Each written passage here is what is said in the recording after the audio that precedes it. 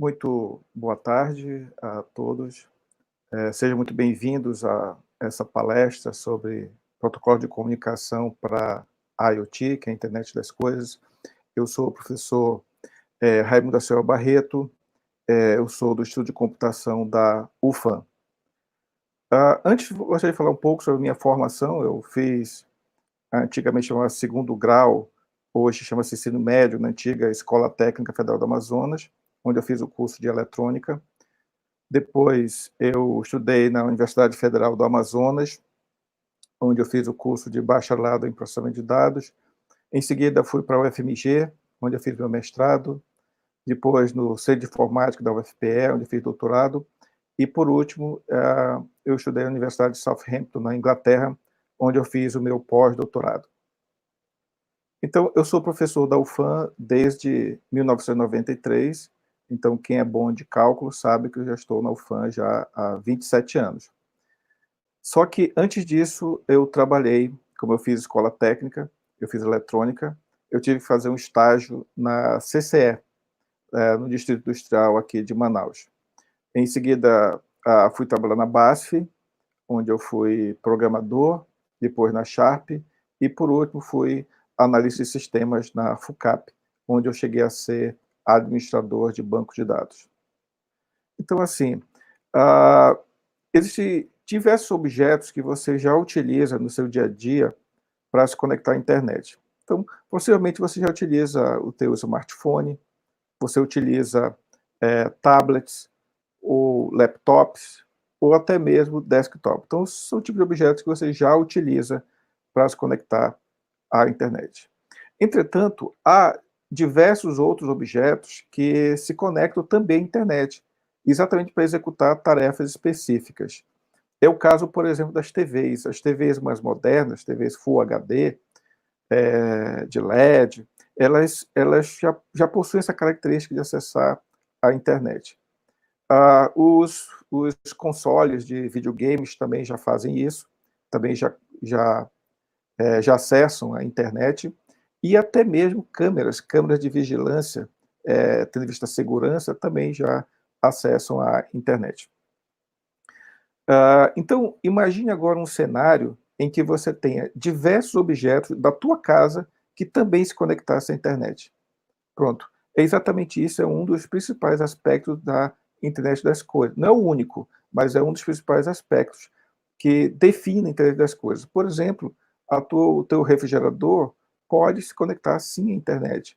A tua máquina de lavar também pode, forno de micro-ondas, até mesmo um termômetro pode ser usado para se conectar à internet. Sei lá, você tem um sensor de fumaça também, até mesmo uma lâmpada pode ser utilizada, pode ser um objeto que pode ter acesso à internet. Agora, imagine uma situação em que a tua geladeira ela falasse com o teu smartphone e pedisse frutas e legumes, uma vez que na geladeira está faltando. Que interessante seria esse tipo de situação. Outra situação, o que você acharia se o teu sistema de som ele te recebesse com uma música que você escolhesse, obviamente, quando você voltasse do trabalho? Então, você chegou do trabalho, o teu sistema de som te recebe com uma música da tua preferência. Ou, se você é pai ou mãe, imagina que o berço gerasse uma notificação no teu smartphone caso o bebê acabou de acordar. Ou, imagine que você tem uma planta e essa planta receba automaticamente água sempre que ela estiver com sede. Ou, imagine que a tua casa entre em contato com o teu encanador no caso de, se houvesse, né, um vazamento. Interessante isso também, né? Ou imagine que o teu carro ele te leva uma vaga de estacionamento automaticamente, sem você precisar fazer nada. Ou imagina que a tua casa entre em contato com a polícia toda vez que entrar alguém não autorizado. Ou imagine que todos os teus dispositivos eletrônicos da tua casa fossem acessados ou controlados pelo teu smartphone, pelo teu celular. Interessante, não é verdade? Ou imagina que você, que é pai de um adolescente ou de um jovem, e que você receba uma notificação toda vez que o teu jovem esteja uma velocidade excessiva. Interessante também. Ou o que você acha de monitorar online um membro da tua família que tenha mal de Alzheimer? Bom, eu falei algumas situações que a IoT pode ser utilizado. Essa é uma delas, mas é claro que existem diversas outras situações que podem ser utilizadas como essa. Então, por definição, a IoT pode ser utilizada em diversas áreas, muitas áreas mesmo. Por exemplo, gerenciamento de energia, monitoramento ambiental, gerenciamento de infraestrutura, a parte médica e cuidado com a saúde, enfim, diversas aplicações, transporte, automação residencial, enfim, todas essas áreas podem ser aplicadas à IoT. Então, IoT, por definição, são coisas conectadas. Como eu falei, não é a única coisa, mas é onde as coisas agora falam através da internet. Antigamente, quem falava através da internet eram somente os seres humanos, mas agora as coisas estão se comunicando via internet. Então, a internet das coisas, ela é uma coisa assim, bem ampla, é algo assim bem amplo, porque você tem como coisas, por exemplo, devices que antigamente eram inativos, mas agora são inteligentes. Você pode ter uma lâmpada que antigamente era inativa, não fazia nada, era morta, digamos assim, mas que agora pode se comunicar assim via internet. Você tem dispositivos também que você já usa o teu smartphone, você já usa o teu tablet, o teu laptop, você já usa essas coisas. Então, também essas coisas podem ser utilizadas na internet das coisas. Você pode também ter coisas utilizando de novas formas. Por exemplo, você tinha a tua TV, que antigamente era somente passiva, era só um elemento passivo. Agora não, agora a tua TV já pode se comunicar via internet também. E também dispositivos completamente novos. Hoje você tem óculos, né, de realidade aumentada, realidade virtual, que também causam e também fazem parte da internet das coisas. Bom, como eu falei no início, a internet das coisas não é somente você ter aquele dispositivo conectado. Na verdade, é muito mais do que isso. Aliás, uma parte dela é exatamente a conexão, mas ela tem muitos outros elementos. Por exemplo, essa coisa geralmente vai ter algum tipo de sensoriamento, que vai medir alguma variável do ambiente, só que essa variável, geralmente, ela é medida em grandezas tipo resistência, corrente, tensão, que precisa ser transformado para uma grandeza mais próxima da gente, como temperatura, umidade. Depois, esse dado precisa ser interpretado, precisa ser conectado, geralmente essa conexão se dá para a nuvem, você precisa analisar esses dados para gerar predições, aprender com esses dados, e, por último, a ação e a otimização. Portanto, perceba que são muitas coisas que estão envolvidas com a internet das coisas. Um dos elementos é a conexão, mas não é a única coisa, obviamente. Então, a arquitetura, vou falar um pouquinho, como eu falei, vou falar um pouco sobre protocolo de comunicação. Vou falar antes disso um pouco sobre as arquiteturas que são utilizadas para gerar essa questão do IoT. Então, a primeira coisa é que existe uma forma que é conectividade direta, onde tanto o cliente quanto o cliente e o device, eles conversam entre si diretamente. Por quê? Porque estão na mesma rede de computadores. Então, essa conexão aqui, ela é uma possibilidade. Uma outra forma de você fazer essa comunicação seria através da internet, onde você teria diferentes redes locais. O cliente está numa rede e o device está numa outra rede. Então, comunicando-se via internet. É uma possibilidade, claro, totalmente factível também. O problema dessa estratégia é que ela é imprática sobre a internet, porque você tem que vencer diversas barreiras, por exemplo, firewall, roteamento, portas, segurança. Então, essa estratégia, apesar de ser uma estratégia viável, ela tem algumas situações que são impráticas. Uma outra estratégia seria você ter no teu device, o teu device como um IP público. Então, o teu device tem um IP público que vai ser acessado via internet, Então, o teu cliente vai conseguir acessar o teu device. Qual o problema da solução? É uma solução cara. Imagina, você tem quantos devices na tua casa? Você tem, sei lá, 40 devices, tem que pagar 40 acessos, 40 IPs públicos, não é muito viável. Bom, uma estratégia que também é muito utilizada é exatamente você definir um gateway.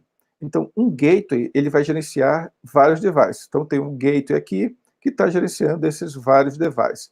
Então, aqui eu posso ter todas aquelas arquiteturas que eu tinha anteriormente, exatamente aqui. Por exemplo, aquela conexão direta, como eu falei.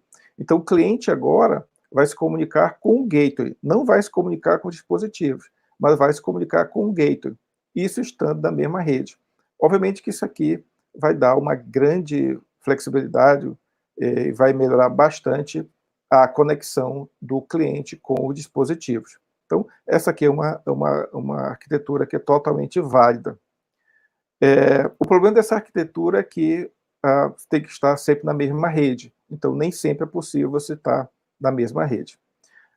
Então, aquela outra solução que eu dei, que é o cliente comunicando-se via internet, no caso, os dispositivos não estão conectados à internet, mas estão conectados ao gateway, então, no caso, somente o gateway tem que estar, ligado na internet, tem que estar acessando a internet. Então, é uma solução cara, mas ela é menos pior do que a anterior, uma vez que agora eu tenho somente que ter o gateway na rede.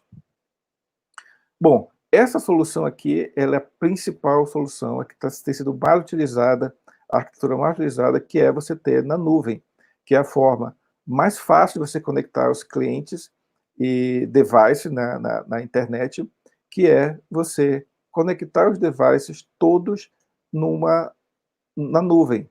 Então, o cliente, ele não acessa o device diretamente, ele acessa a nuvem, e a nuvem entra em contato com os devices. Os devices também, da mesma forma, não passam a informação diretamente para o cliente, passam para a nuvem, e a nuvem repassa para o cliente. Então, isso aqui é equivalente àquele gateway, só que esse gateway agora não é mais um gateway local, é um gateway que fica na nuvem. A desvantagem, se é que eu posso dizer que é desvantagem, é que você vai depender de um serviço de terceiro. Você vai ter dependência desse serviço de terceiro. Bom, como eu falei, eu vou falar sobre... meu objetivo aqui é falar sobre protocolo de comunicação. E protocolo de comunicação, quando se fala em IoT, existem todos esses protocolos aqui. Alguns deles eu só conheço de ouvir falar, nunca trabalhei com eles. Então, assim, o que eu vou deixar mais claro aqui é exatamente esse MQTT, que é uma abordagem que tem sido muito utilizada, é um protocolo mais utilizado na IoT. Então, qual que eu devo usar? Bom, você tem todas as opções, mas se você quiser seguir o que a maioria faz, a maioria usa o MQTT. Então, o que é o MQTT? Message Queuing Telemetry Transport. É um protocolo de conectividade leve que foi originalmente proposto para ser uma ligação máquina a máquina. Então, a política principal é a política do publicante e assinante. Então, o publisher e o subscriber. Então, o elemento central do MQTT é esse elemento aqui chamado broker. Geralmente esse broker ele pode ficar na nuvem. Tem uma outra opção, que é esse broker ficar local, que é chamado Fog Computing, mas a estratégia ela é a mesma. Então você tem esse elemento centralizador aqui, que é chamado MQTT Broker. Então, como é que funciona o protocolo Publish Subscribe? Ora, você tem aqui um conjunto de publicantes, né, publicadores, que são os teus dispositivos, que mandam mensagens para esse broker. E quando ele manda essa mensagem, ele manda dentro de um tópico. Então, cada device vai estar associado vai estar publicando, em um tópico. Tópico ou canal virtual. Pode ser usado intercaladamente. Vamos chamar tópico, ok? Então, cada publicante publica um tópico, submete ao MQTT Broker. Por outro lado, eu tenho os assinantes. Então, eu posso ter mais de um assinante para o mesmo tópico, para o mesmo canal. Então, é essa a filosofia do Publish Subscribe. Muito simples, fácil de entender, não tem muito, não tem nada mais do que isso. Agora, um detalhe interessante, o mesmo publicador, ele pode assinar também, no mesmo ou em outro tópico, ok? Então, o device ele publica e pode também assinar. Então, veja que dá essa flexibilidade. Aqui eu tenho diversos exemplos de brokers que tem disponível aí, né, na comunidade. Mosquero talvez um dos principais, um dos mais utilizados. Vamos ver um exemplo daqui a pouco, exatamente sobre utilização do Mosquero, mas também tem outras opções. Você tem aqui o Hive, que também é muito utilizado, tem o Cayenne também, que é muito utilizado, o Bidot também é muito utilizado. Então, todos esses... e o Giniot é um broker nacional. Acho que é um dos poucos nacionais que existe. Então, você tem aqui diversos MQTT, diversos brokers MQTTs que você pode utilizar. Gostaria de destacar aqui o Blink. O Blink é interessante porque ele tem toda aquela funcionalidade, Publish, Subscribe e tal, mas ele também gera um aplicativo no teu smartphone. Então, ele é muito fácil de você usar, se você estiver utilizando o Blink, muito fácil. Tem uma versão que é free, então você consegue fazer muitas coisas legais usando o Blink. Esse aqui é o Dash MQTT Dash, mas é bem legal também, e tem as outras opções também. Então, existem diversas facilidades para você, se você quiser acessar o MQTT. Então, assim, MQTT, ele é uma realidade reversível. Então, MQTT não, IoT, desculpa, Internet das Coisas é uma realidade irreversível. Você tem aí diversas opções, você tem aí você tem diversas funcionalidades que você pode ter com relação ao MQTT. O que acontece aqui é que Internet das Coisas certamente vai trazer grandes benefícios. Eu tenho certeza que vai ter grandes benefícios e tal. Mas, como toda grande nova tecnologia, podemos ter vantagens e podemos ter desvantagens. Vantagem que você vai ter controle sobre muitas coisas, você vai ter sobre os seus dispositivos. Hoje em dia está fácil você pegar uma lâmpada e plugar colocar essa lâmpada na internet, acessar de qualquer lugar do mundo, se você quiser. Mas, por outro lado, traz uma grande desvantagem, que tem a ver exatamente com a segurança.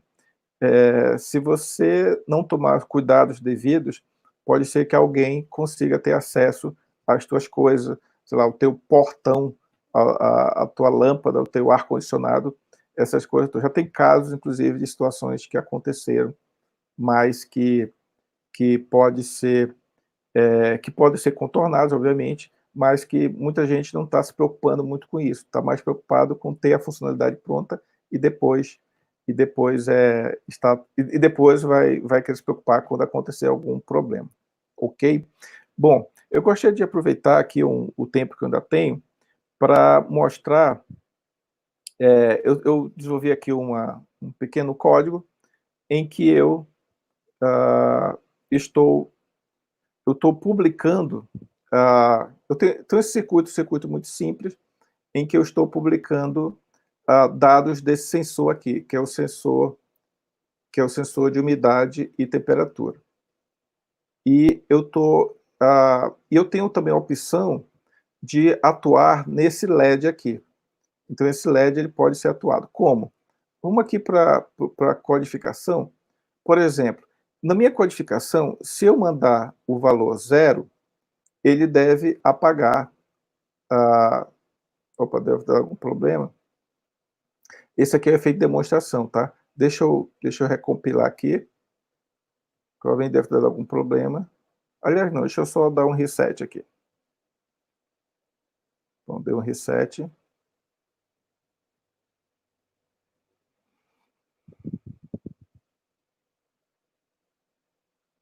Pessoal, efeito de demonstração, mas eu dei um reset. O que acontece aqui? Eu estou usando aqui estou usando o Mosquiro, né, o Mosquiro aqui, e eu estou usando aqui, ó, um broker que eu defini lá na UFAM, gisex.comp UFAM EduBR. E aqui eu estou mandando comandos, aqui eu tenho um tópico que chamei de in, aqui meu login e minha senha, opa, enfim, aí manda aqui uma mensagem. Deu algum problema aqui, que eu não estou sabendo o que está acontecendo. Vocês percebem que está funcionando, ó, tá vendo? Deu algum problema na rede. Mas só para vocês terem uma ideia, que ó, eu estava realmente publicando aqui, tá vendo aqui, ó, as temperaturas e umidades, ó, deu até uma umidade alta aqui, mas a temperatura estava na faixa aí, ó, de 24 graus, 25 graus, porque eu liguei o ar-condicionado, mas quando o ar estava desligado, olha só, estava 28 graus mais ou menos, tá vendo? Deixa eu tentar aqui executar, compilar aqui novamente, mas acho que deu algum problema com relação à minha internet. Mas vamos tentar compilar novamente. Esse tipo de efeito, pessoal, sempre acontece, tá? Efeito de demonstração. Lady Murphy sempre está aí sempre para nos né, para dar problema nas nossas demonstrações. Mas vamos ver se agora vai funcionar.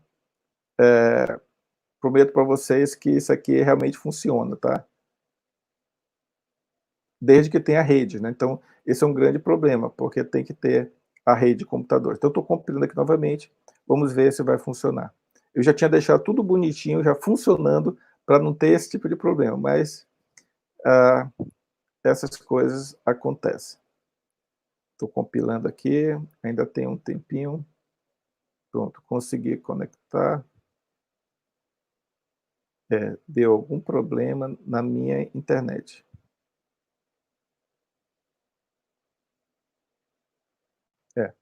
Deu um problema na minha internet, mas percebam que o que eu queria mostrar para vocês é que, se por acaso eu mandasse a mensagem, eu ia conseguir apagar esse LED. Mas realmente não estou conseguindo funcionar. Mas assim, quando você recebe o 0 ou 1, ele realmente apaga o LED. Como eu mostrei aqui, ó, eu mando 1 ou 0, ele apagava ou não o LED. Ok?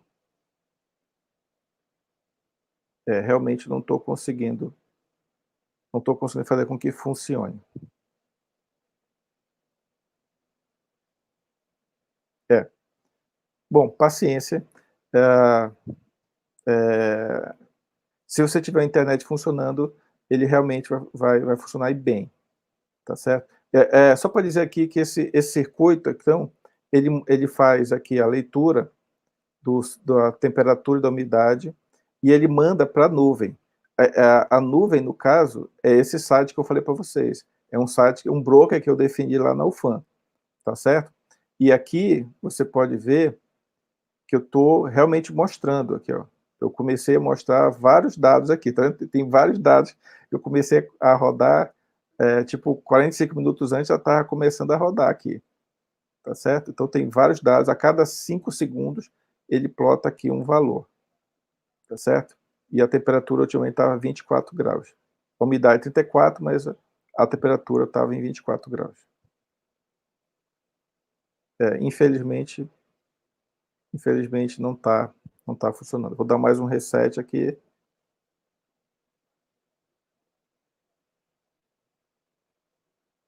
Vou dar um tempinho.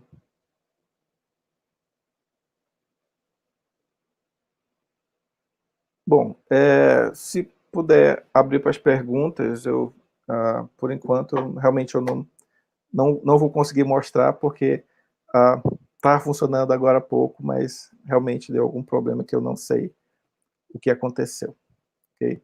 A Jéssica está me falando que faltam 5 minutos, mas podemos abrir para perguntas, se alguém tiver alguma pergunta, é claro. Agradeço pela oportunidade.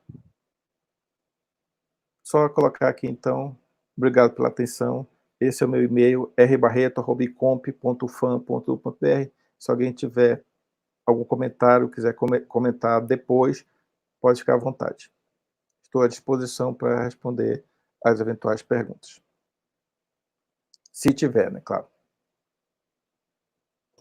Temos perguntas sim, temos aqui do Fernando Santana. Streams podem ser trabalhados em IoT? Streams, quer dizer vídeo, né? Vídeo, áudio. Veja, qualquer coisa pode ser trabalhada com IoT, qualquer coisa.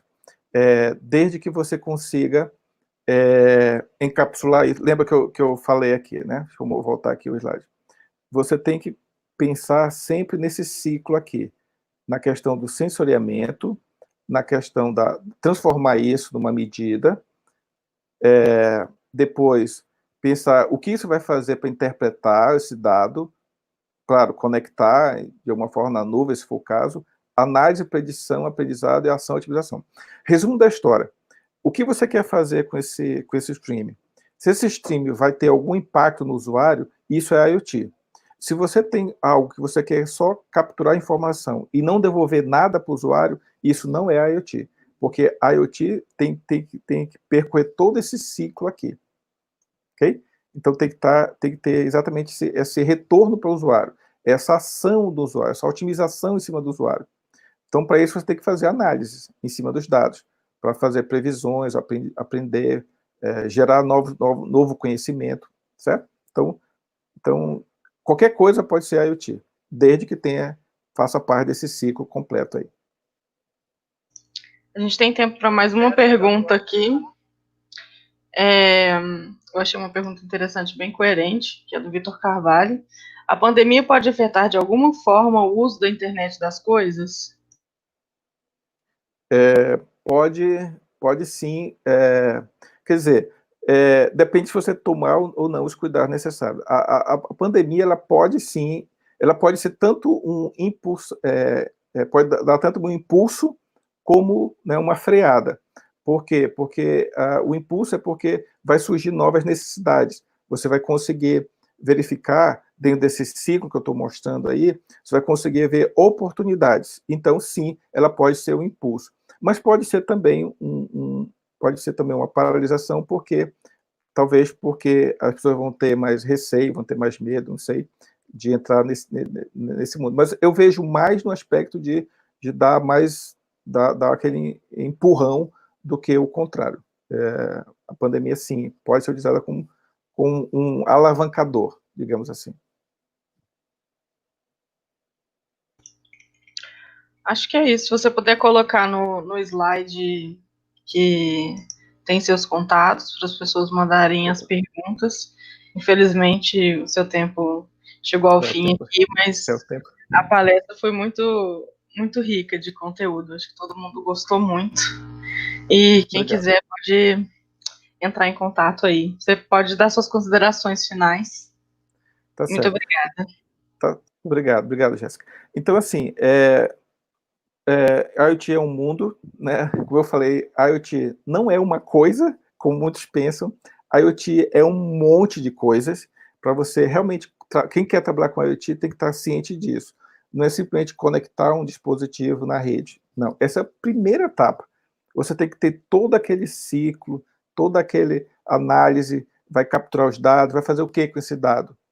Você vai retornar esse dado para quem? Para você mesmo? Então isso não é IoT, ok? Então que vocês possam ter aproveitado essa palestra. Foi uma palestra rápida, pouco tempo para se falar sobre IoT, mas eu imagino que deu para dar pelo menos aquela pincelada lá, colocar aquela pulga atrás da orelha de vocês, para vocês começarem a investigar mais sobre esse assunto. Precisando de alguma coisa, é só entrar em contato. Obrigado pela atenção. Até mais.